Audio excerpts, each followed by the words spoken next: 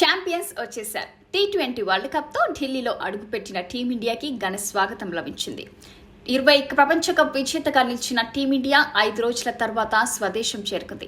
ఈ నెల 29న జరిగిన ఫైనల్ పోరులో సౌత్ ఆఫ్రికాపై అద్భుత విజయాన్ని నమోదు చేసుకుంది. కప్ గెలిచిన తర్వాతే అక్కడి నుంచి బయలుదేరాల్సి ఉన్న బెరెల్ తుఫాను కారణంగా బార్బడోస్లోనే ఉండిపోయిన భారత జట్టు ఇప్పుడు ప్రత్యేక విమానంలో ఇండియా చేరుకుంది.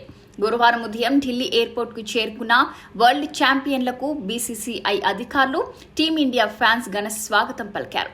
బీసీసీఐ అధ్యక్షుడు రోజర్ బిన్నీ, కార్యదర్శి జైషా, మీడియా కూడా అదే విమానంలో స్వదేశం చేరుకున్నారు.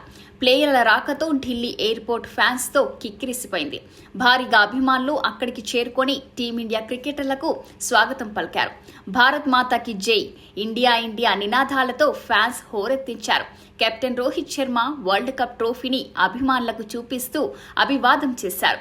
దాదాపు 15 ఏళ్ల తర్వాత T20 వరల్డ్ కప్ సాధించిన టీమిండియా జట్టుకు అభిమానులు ఘన స్వాగతం పలికారు. అనంతరం క్రికెటర్లు బీసీసీఐ ఏర్పాటు చేసిన ప్రత్యేక బస్సులో ఐటీసీ మౌర్య హోటల్కు వెళ్లారు. ప్రస్తుతం ఐటీసీ మౌర్య అండ్ రియాక్స్ హోటల్ ఉన్న ప్లేయర్స్ మరి కాసేపట్లో ప్రధాని మోడీ ఇంటికి వెళ్లనున్నారు. ఉదయం 10 నుంచి మధ్యాహ్నం 12 గంటల దాకా మోదీతో సమావేశమవుతున్నారు. అనంతరం మధ్యాహ్నం 2 గంటలకు ప్రత్యేక విమానంలో ముంబైకి ప్రయాణమవుతారు. సాయంత్రం 4 గంటలకు ముంబైకి చేరుకుంటారు.